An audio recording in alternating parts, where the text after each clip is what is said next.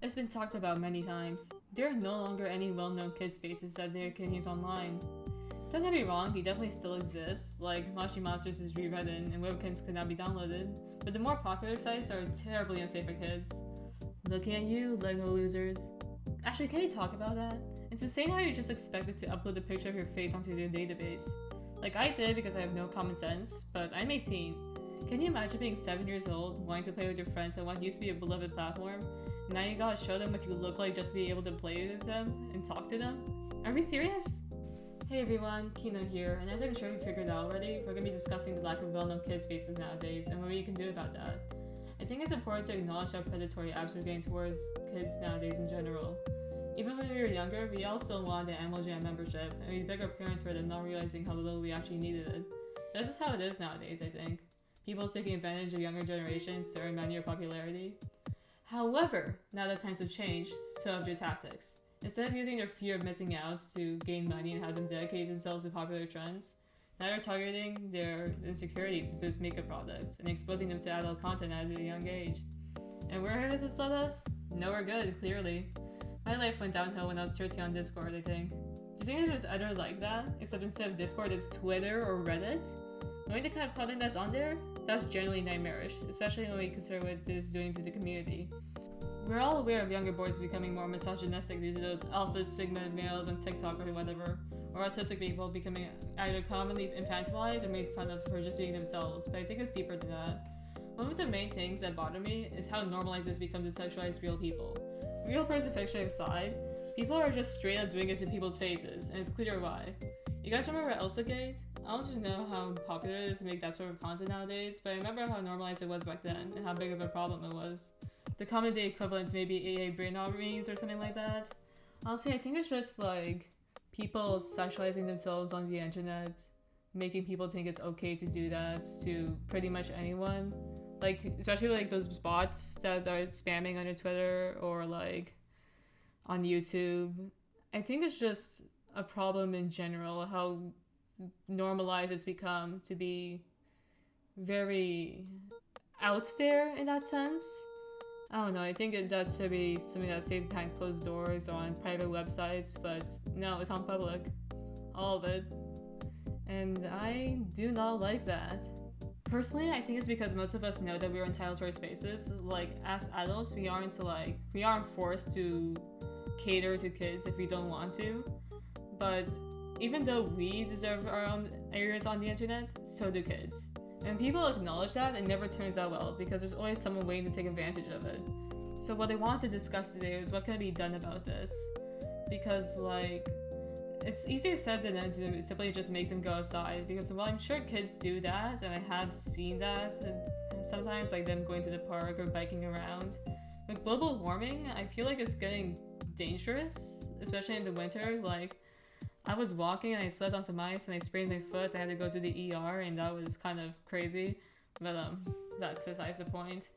I also think we've gone to the point of no return where it's been normalized for kids to be on the internet. And like once they start talking to each other, the topic of it is sure to come up and become a natural aspect of their lives. Like, even like when you were younger, you were probably like given an iPad or something. Or maybe I was just raised strange, but like, it's normalized. It's normalized for kids to have phones, and people get like ostracized if they don't have one, and it's kind of crazy like how that's become the case. Like a kindergartner should not know what Rick and Morty is, but they do. I think we're all vaguely aware of what the problem is, and we all understand where the sources are coming from, but what I really want to discuss is how we can fix this and move towards a better safe space for kids on the internet. The first thing is that it wouldn't be so easy as to just make another website, because wherever kids go, predators are sure to follow, so it may not be the best idea for something like that. To be completely honest, I think Roblox has a good idea when it comes to separating adults and kids on their platform, but I just think they're going about it in a completely counterproductive way. Like, again, showing your face just to verify, I think that's kind of invasive and really strange. But I think we should just think about a list of things that we could do for kids to have a safe space on the internet, and then what we could do to maintain it. Then we can figure out if those spaces already exist, or we can see if we can make them exist. Before we get into that though, I'd like to take a very short moment to thank today's sponsor, me! I feel like I've improved that art a little bit, so I've launched my Ko-Fi again. So it's there if you want to commission me or just want to support what I do. Also, if I program this right, if you get any commission or tip me, you should also get a special role in my Discord server. That's all, thank you. Anyway, as I was saying, believe it or not, I already have a small concept of what the ideal kids platform would be, and I started making it, but I have no idea how to code. So I'll just be listing off what it would include for you to add into your own games or other things if you just like to try your hand at creating something. And also, if you do create something because of this video, hit me up, I'd love to see what you make. Or alternatively, we can see if these aspects are in any games already and we can add them to the list of the Google Doc that we'll be talking about later. So to start off, I think these platforms should be single player. Like, don't get me wrong, it's not that multiplayer is entirely bad, but if you want to keep it as safe as possible, I think single player is our best bet. However, this doesn't entirely mean that there's no interaction at all. Okay, so like, hear me out. A social media kind of function where it shows the achievements you've gotten. Like, you know like how in Minecraft it alerts everyone once you get an advancement? Yeah, something like that. And the people you added, like, with their usernames and stuff, like they can't comment, but they can react to like some preset emojis, like a heart reaction or like a thumbs up reaction. With these two things, if it's also family friendly in general, I think I can set the template for a kid's space that they enjoy being in. Other aspects I think that are important to add would be like some sort of open world or choose your own adventure aspect, whether that be character customization or a different story paths the kids can go down to, because like there's gonna be a variety of people visiting this website, and I think that we should be accommodating to everyone that's there. Aside from that, I think the genres, so long as kids can look at them and feel safe, can be anything. Which means probably no horror depending on the age range, because, you know, Five Nights at Freddy's got popular, but I'm not sure if they were old enough to handle all those dark themes.